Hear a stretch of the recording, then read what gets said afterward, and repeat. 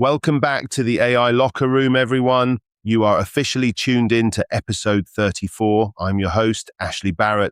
Before we dive into today's massive show where we'll be breaking down England's thrilling World Cup turnaround and the incredible AI tech inside the new Adidas match ball, I want to give a huge thank you to our sponsors.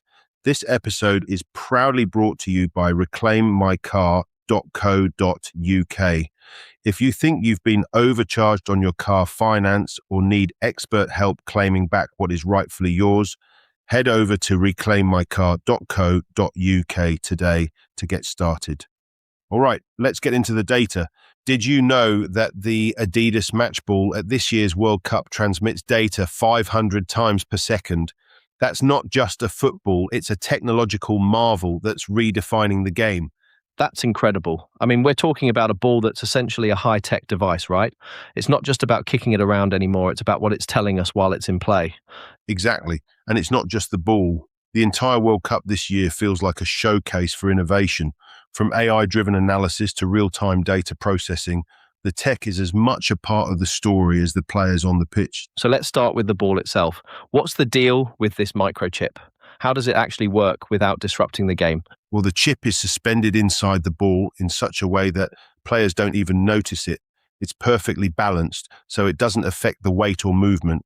But what it does do is collect and transmit data, things like speed, spin rate, and trajectory, 500 times every second.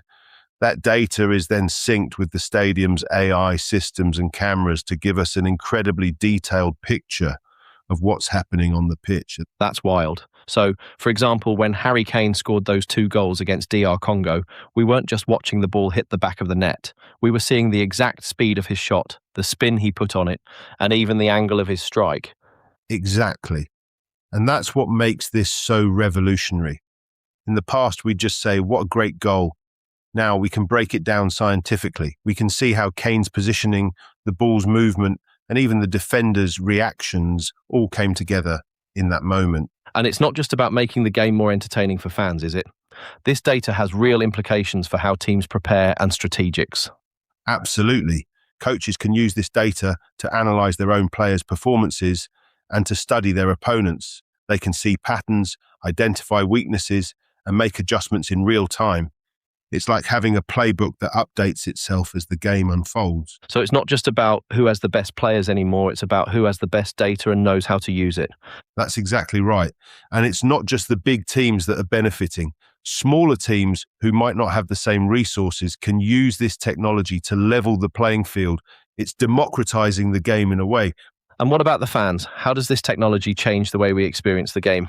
For fans, it's a game changer. The data from the ball and the AI systems is used to create augmented reality replays, where we can freeze the action, rotate the camera angle, and analyze every detail. It's not just about watching the game, it's about understanding it on a whole new level. That's fascinating. So when we're watching a replay and they show us the exact moment a player made contact with the ball or the trajectory of a shot, that's all coming from this technology. Exactly. And it's not just replays. This data is also being used in real time to help referees make decisions. For example, if there's a question about whether the ball crossed the line or if a player was offside, the data provides a definitive answer almost instantly. And that's huge. It takes so much of the guesswork out of the game and makes it more fair for everyone involved. And that's what's so exciting about this World Cup. It's not just a showcase of football, it's a showcase of innovation. It's showing us what's possible when you combine tradition with technology. It's like the World Cup has become a testing ground for these ideas. If this technology can work here, under the pressure of a global audience, it can work anywhere. And it's not just about football.